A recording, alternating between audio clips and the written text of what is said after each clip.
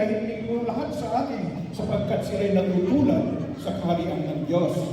Ang sino man sa inyo ang hindi tatanggap sa gawain ng mga bata, kailanman ay hindi sila makakarating doon. Kaya I'm calling Father McCoy to pray over those little children, everyone. Amen.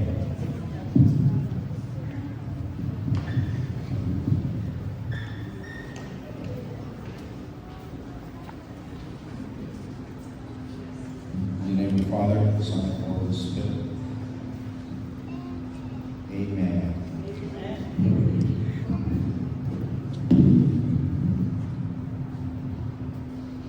Heavenly Father, we thank you that all good gifts come from you. We thank you that we can trust you for the future of these children, these young children. Please guide them in every step they take. We pray that they would know your vision and protection. May steady their steps, guide them always, enlighten them, and always direct them to do what is pleasing and beautiful in your sight. May they grow in wisdom and strength, in respect and love, and in compassion, in showing compassion to one another. All this we ask through Christ our Lord. Amen.